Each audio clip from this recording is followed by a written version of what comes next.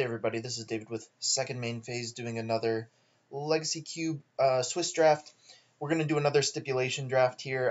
The last one went pretty awesome, so this time I think what we're going to do is we're going to go mono red and just see how that goes. From this pack, the option we have is Siege Gang Commander or Bloodstained Mire. I believe the Mire is interesting, but I'm just gonna grab Siege Gang here. See how this goes. Lightning Bolt's pretty hard to pass up. Hopefully we wheel the Exquisite Firecraft. Yeah, both pretty good. Phyrexian Revoker and Thunderbreak Regen are both just like whatever, but Lightning Bolt's great to pick up. We're going to be looking for as many of the one-drop creatures as we can get. But aside from that, I think the most important aspects of the deck are just getting a critical mass of burn that can go to the face, and having just like a backup plan in case the swarm doesn't work. You know, if you skew the deck too creature heavy, then you just fold to a Wrath, and if you skew the deck with only the low drop creatures, you can get stonewalled by like a single mid-sized threat like a Pelucranos. But yeah, this is a pretty good start. I mean, Siege Gang Commander is a good, like about as high as we want to go on the top end. Other things we consider at this converted mana cost would be like Stormbreath Dragon or Thunderbreak Regent. Or sorry, not Thunderbreak Regent, Thundermaw Hellkite. But mostly we want to keep it a little lower curve than at 5. One nice thing about drafting mono red, of course, is that it's very easy to draft because you just take whatever is available. Here, not much for us. I could take Krenko's Command or Manic Vandal. I think Krenko's Command is a little bit better. I have a feeling we're going to wield this Manic Vandal, so I'll take Krenko's Command here. Pretty unhappy to be taking that, though. Bushwhacker or Crater's Claws? What does Bushwhacker do? Yeah, Bushwhacker's okay. It's a way of pushing through damage. I think what I'm going to do here, though, is take the Crater's Claws and hope to wield the Bushwhacker. Alright, Flame Speaker is interesting. I don't know... I don't know how easy it is to put, like, buffs on Flame Speaker. I think what I'm just going to do instead is take the Skullcrack right here. We'll probably wheel the Flame Speaker. I think it's not a very good card in the cube. But we'll see where this leads us. So we're definitely, the goal for getting in mono red is you're sacrificing card quality for consistency. So in that last pack, we just passed the Dragonlord Silumgar, probably one of the best cards in the cube. But what we're going to give up in power, we're hoping to gain back in the fact that our mana base is going to be perfect, right? You just play like 16, maybe 15 mountains, and just go to town. All right, Koth is pretty good. Koth is the kind of card that I'm looking for here. I think I want it more than Stormbreath Dragon for sure, so we'll take it. All right, some good options here. Arc Trail is interesting. Mog War Marshal, kind of similar to Krenko's Command. I'm not too crazy about those kinds of cards. I could also consider Taiga. I think I'll just take the Arc Trail here. Alright, Chandra's a good pickup. I like Chandra. So we're looking, yeah, for some more cheap stuff. I guess Brimstone Volley is fine. You can use it to go to the face. I don't think Scroll Rack is really worth a consideration. Keranos is sweet, but we're staying mono red, so. Alright, Exquisite Firecraft did wheel. I'm actually really happy about that. That's a great way to finish against some of the control decks.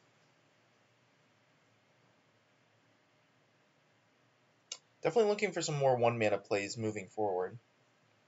Alright, Manic Vandal wheel. Probably just throwing that on the board for now. Surprised Big Garrett came around. Alright, and Bushwhacker did wheel. Alright. Sweet.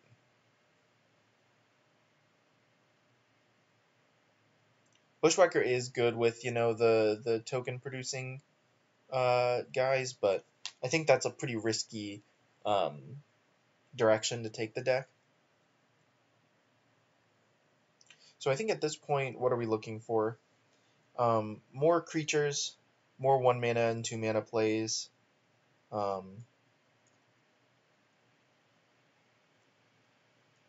Yeah. All right, the War Marshal came back too.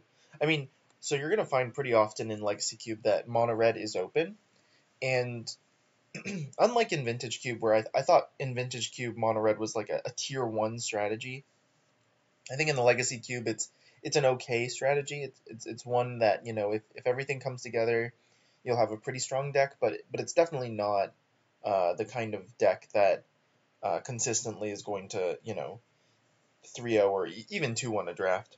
Yeah, I mean, like, look at this pack. We're taking Firebolt out of this, or we could consider Loxodon Warhammer. Warhammer, I think, is a little bit too slow. Yeah, but everything else, like, we can't play. Ashiok's a beating. Craterhoof is awesome. Terminus is pretty good. Like, there's so many good cards here, but none of them are red. So we're taking Firebolt. Where's our Goblin Guides? Alright, Fiery Confluence is pretty good.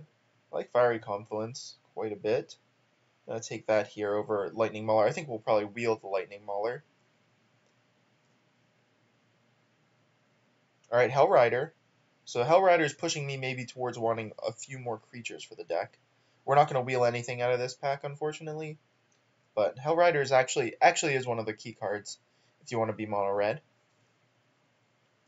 So we're looking for 1 and 2 mana. Like, we'll play the War Marshal and the Krenko's Command because they're just so much better if you have a Hellrider.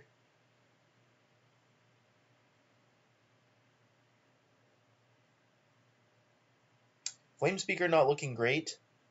I don't know what other equipment is in the cube. I don't think... maybe swords are in the cube? I'm not sure if swords are in the cube. I mean, obviously, if we had like a GT or something, we would throw it in here. Alright, I think I'd rather have Chainwalker over Outpost Siege. I definitely don't want Anger of the Gods. I'll probably just wheel the Chainwalker if I take Outpost Siege here, though. Yeah. Could also consider Hangerback Walker. Let's just take Outpost Siege. We'll wheel the Chainwalker, I'm pretty sure. Given how Pack 1 went, nobody else is in mono red.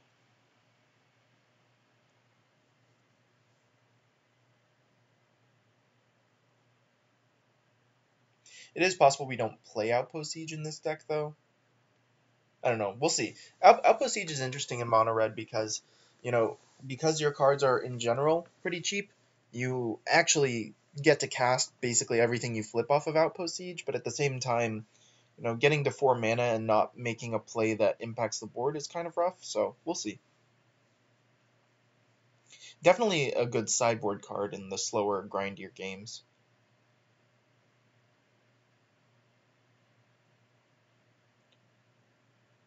Alright, Searing Spear and Hordling Outburst. I think here I'm...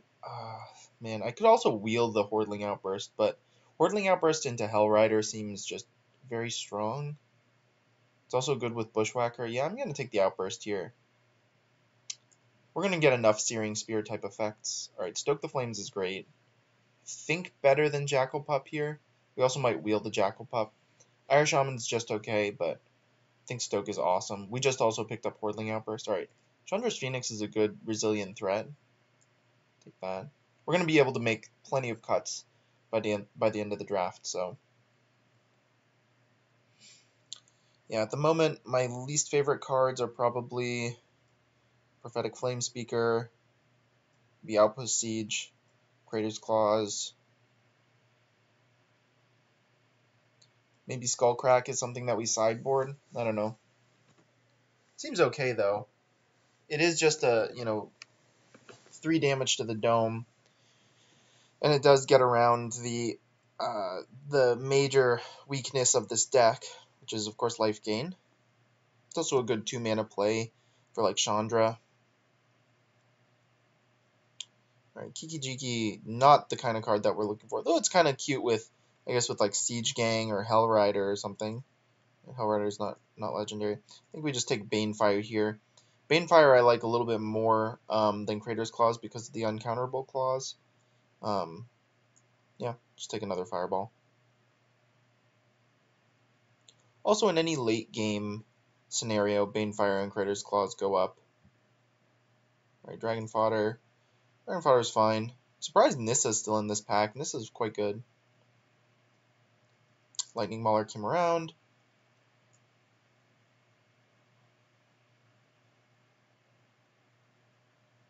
Not a huge fan of Lightning Mauler, but depending on what else we pick up, could run it.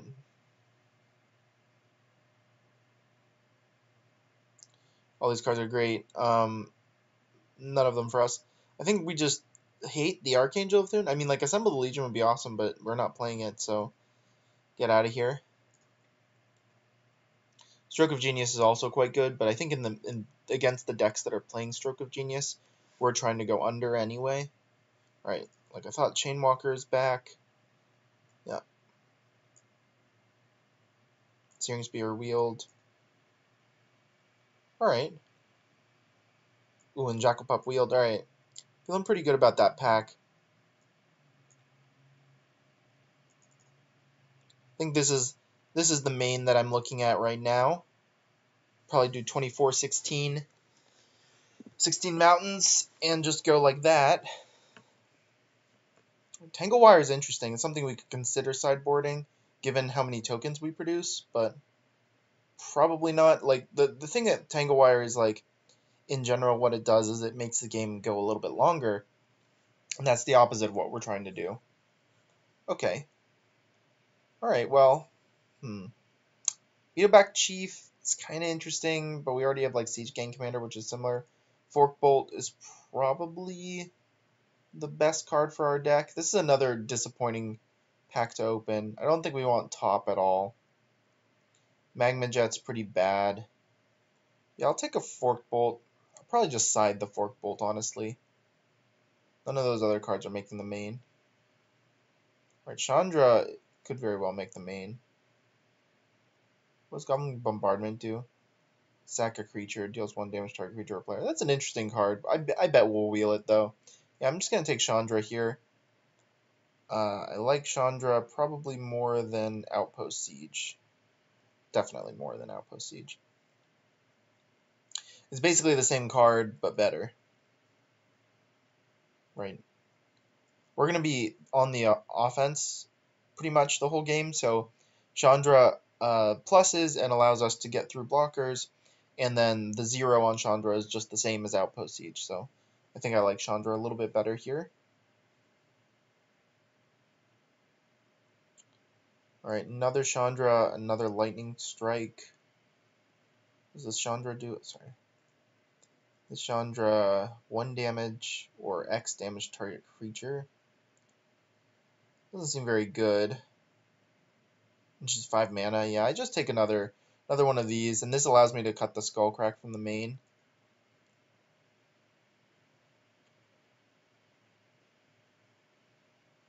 So we've got this token thing going on, which is good with Hellrider.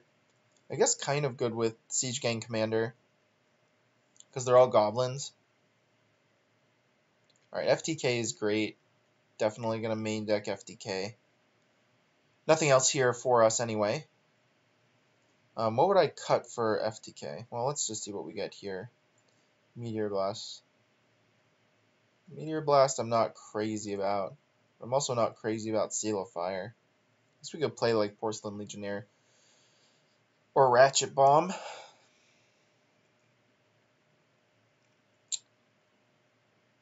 See, I'm already siding the Fork Bolt, but maybe Seal of Fire is just good. I'll take the Blast. There could be some scenario, I guess, where this is fine. Ooh, Boros Reckoner is pretty good. Take the Splinter Twin, throw it on our FTK or something, or like Siege Gang Commander. I think that's pretty stupid. What does this guy do? It's 2 other creatures. Target creature can't block this one. That's okay. I think I like Boros Reckoner though. Just a good way of punching through some extra damage. I don't know what we're gonna cut at this point. It's probably some number of the token generators. Right, but Garden Hellkite doesn't seem to work for us. Right, this is just too expensive. Frenzied Goblin, nah, not really. Not really the one drop we were hoping for. I guess we just take Frenzied Goblin. We were really hoping to pick up Goblin Guide or Monastery Swiftspear, but didn't see either of those. Which is surprising, because I'm 100% certain no one else in our draft is drafting mono red, because we saw all the red cards wheel. So it just means that they weren't opened, I guess. Because most other decks don't want those cards. I mean, especially Swiftspear. But even Goblin Guide, like, unless you're, yeah, well, okay. This is an interesting pack. What does Recruiter get for us? Recruiter gets Siege Gang Commander. It's power 2 or less, so it doesn't get FTK. Gets Chandra's Phoenix. It's card advantage and it's a body, I guess. It's probably better than Flame Slash, I think. Could also take like Tech Edge. Tech Edge is interesting. Yeah, we have so many playables right now. I'm just going to take the Tech Edge. And actually, I will play it. Alright, Chief or Magma Jet? Chief adds more tokens to the board. Magma Jet we will definitely not play, so I think, yeah, I just take the Chief here. Alright, Bombardment will make a good sideboard card.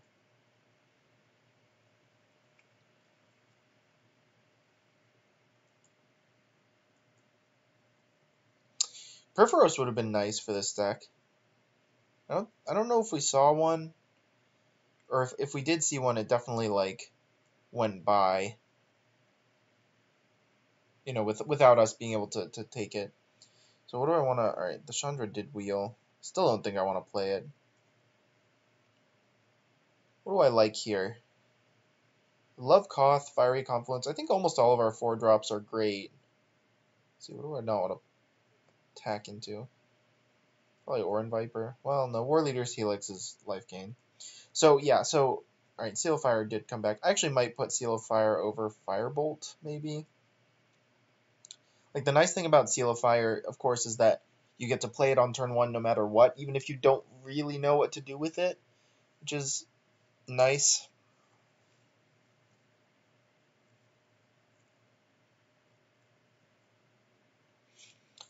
Maybe Brimstone Volley. Well, it does 5. Yeah, Brimstone Volley actually seems great in this deck. So right now we have 27 in the main, so we're definitely going to be making some cuts. I think I can cut Banefire and just side it in. And just keep the deck a little lower to the ground. I would want to cut a 4-drop, but they're all great. And Stoke isn't really a 4-drop anyway. At 3... I like all these cards, actually. Chandra's Phoenix, yeah, whenever you... Yeah, Red and Sorcery, we're going to get that a lot. So I probably want to make at least 1 or 2 more cuts.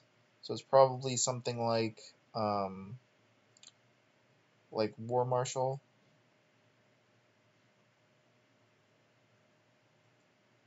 Because it's unlikely that I want to pay the Echo cost on War Marshal.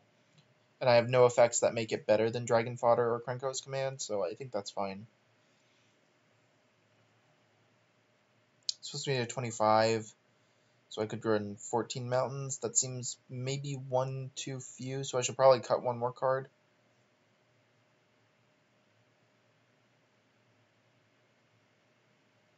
Maybe it's Lightning Mauler. Like, all my creatures have haste anyway, and Lightning Mauler is just like kind of unimpressive. Let's try this. Why does it want...